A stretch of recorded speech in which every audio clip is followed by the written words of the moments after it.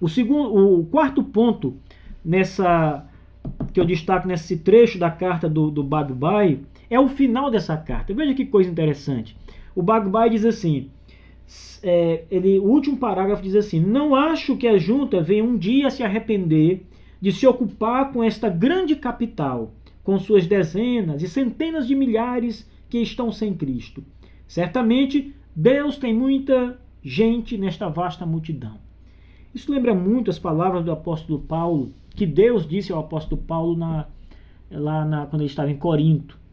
E Deus diz: Paulo, prega e não te cales, porque eu tenho muito povo neste lugar. Bagbai está dizendo a mesma coisa. Em outras palavras, ele diz a mesma coisa. Ele diz que Deus tem muita gente nesta vasta multidão. O que Bagbai está dizendo, está afirmando, é a doutrina da eleição divina. E o que Bagbai está dizendo é que, dentre toda a multidão de brasileiros, Deus tem uma parcela dos seus eleitos. Nesta vasta multidão de brasileiros, Deus tem muita gente ali. É isso que Bagbai está dizendo. Ele deixa transparecer aqui muito claramente a sua teologia calvinista, ao falar das suas expectativas quanto à salvação das pessoas no Rio de Janeiro. Ele acredita que Deus tem muita gente nessa vasta multidão. Ou seja, ele entendia que entre os milhares de habitantes do Rio de Janeiro, muitos ali eram pessoas eleitas por Deus para a salvação. E ele estava certo. A primeira igreja batista do Rio, cresceu. Muitas pessoas foram ao encontro do Salvador através da pregação do Evangelho pelo próprio William Bagbai e depois por outros tantos que estiveram naquela igreja e pregaram a fé bíblica, Cristo Jesus, às pessoas do Brasil. Então, sobre esse assunto, sobre a eleição, veja o que diz esse documento, a Confissão de Fé de New Hampshire, que a igreja do Rio de Janeiro adotou e as outras igrejas também adotaram. Diz assim: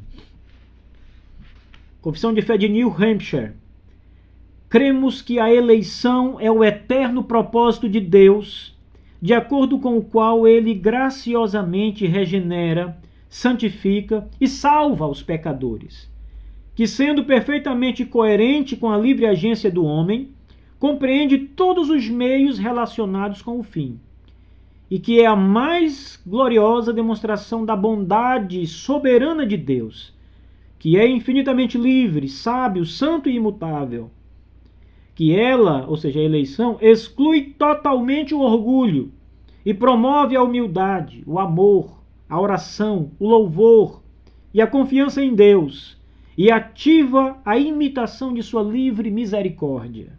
Fecha aspas.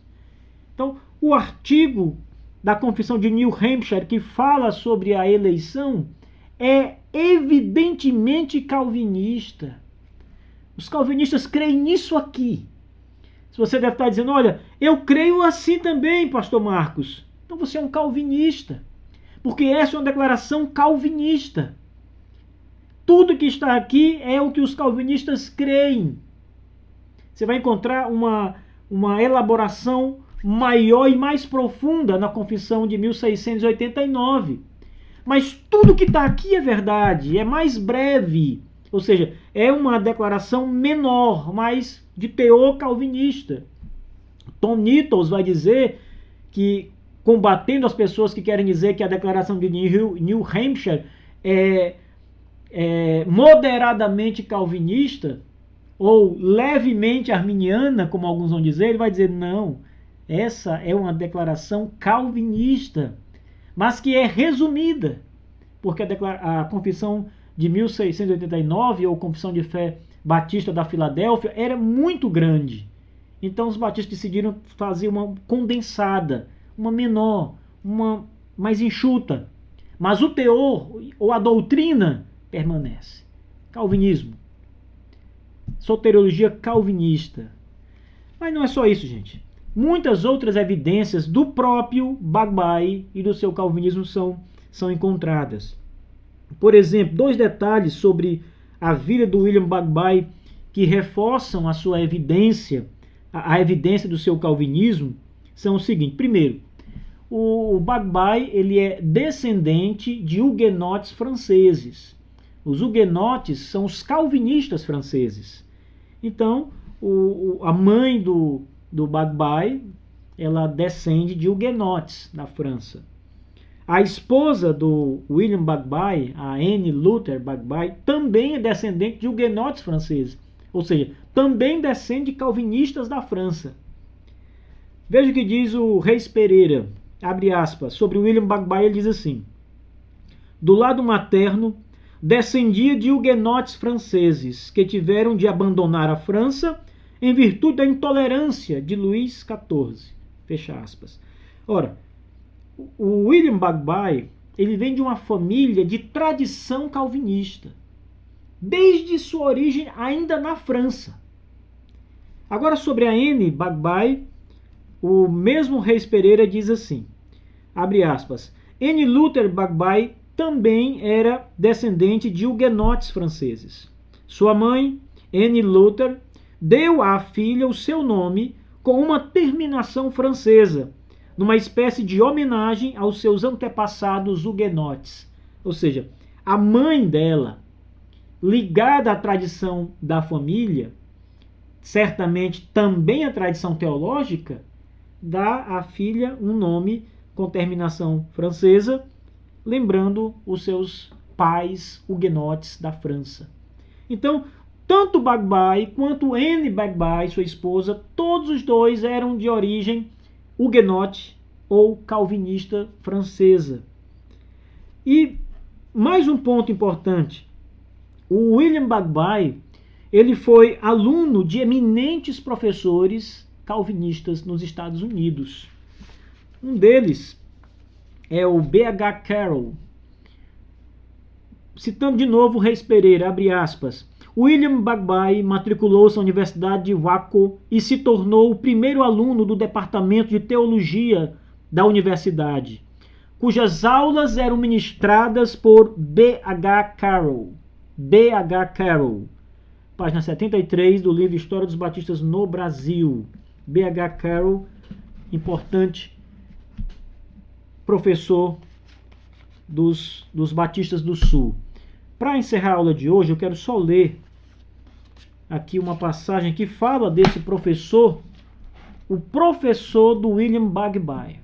Veja só. Tá nesse livro aqui, Os Batistas e a Doutrina da Eleição. Adquiram esse material também, porque vale muito a pena. Então, ele diz assim, B.H. Carroll foi fundador e primeiro presidente do Seminário Teológico Batista do Sudoeste. Converteu-se em 1865 após um amargo conflito com o ceticismo. Este pastor, educador e líder denominacional teve grande influência entre os batistas do Sul.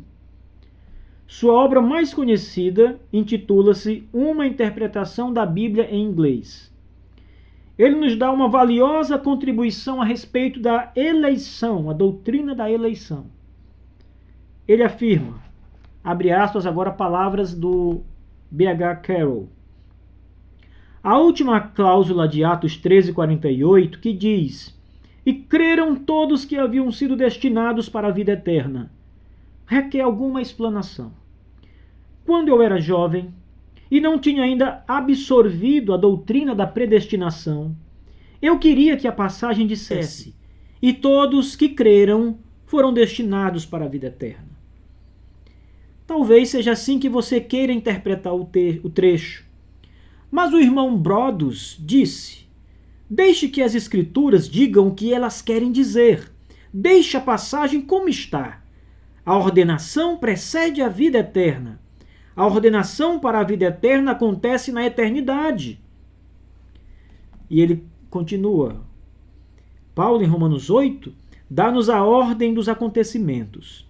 Muitas pessoas modernas não acreditam no que ele diz. Raramente ouvimos alguém pregar um sermão sobre este assunto. Uma vez ouvi um pregador eloquente declarar, simplesmente não posso crer nisso. Romanos 8, 29 diz, Portanto, aos que de antemão conheceu, também os predestinou para serem conforme a imagem do seu Filho. E aos que predestinou, a esses também chamou, e aos que chamou, a esses também justificou. Ora, a justificação ocorre no momento da fé. Por isso, se a passagem não dissesse e creram todos os que haviam sido destinados para a vida eterna, a cadeia de acontecimentos apresentada por Paulo seria despedaçada. Fixe na mente que a salvação começa em Deus e não no homem. Essas palavras são do B.H. Carroll defendendo uma eleição que aconteceu na eternidade, não por causa das obras humanas, mas simplesmente pela vontade soberana de Deus. E esse B.H. Carroll foi o professor do William Bagby, um dos grandes, talvez dos maiores missionários batistas do Brasil, que também confessava uma fé calvinista e adotou confissões de fé de teor calvinista nas igrejas batistas brasileiras.